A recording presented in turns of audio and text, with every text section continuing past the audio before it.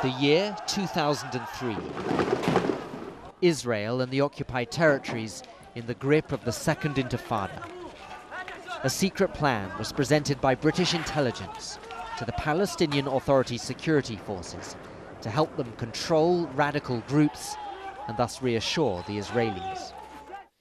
Degrading the capabilities of the rejectionists, Hamas, PIJ and the Al-Aqsa brigades, through the disruption of their leadership's communications and command and control capabilities, the detention of key middle-ranking officers, and the confiscation of their arsenals and financial resources held within the occupied territories. US and informally UK monitors would report both to Israel and the Quartet. We could also explore the temporary internment of leading Hamas and PIJ figures, making sure they're well treated with EU funding. This is London, and those are the headquarters of British intelligence, MI-6. Now, we don't know to what extent those extraordinary and illegal ideas were actually adopted, but we do have evidence of further links between British intelligence and the Palestinian security establishment.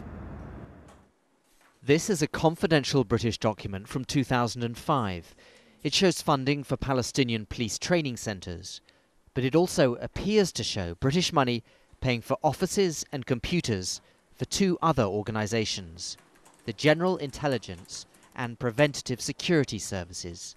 Both those organisations have been accused repeatedly of using torture against political opponents of the Palestinian Authority.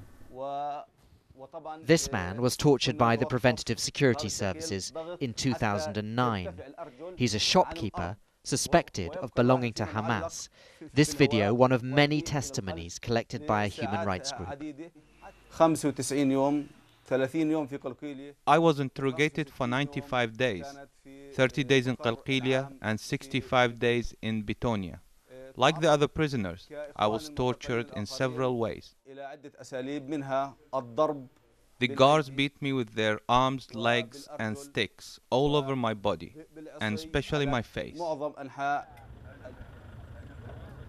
Now it's public knowledge that Britain has been at the forefront of an EU programme to train the Palestinian security forces. It was launched when Tony Blair was Prime Minister.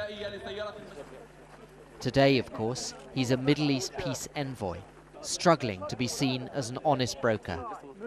Now these documents suggest his government had a deeper, murkier involvement in Palestinian politics.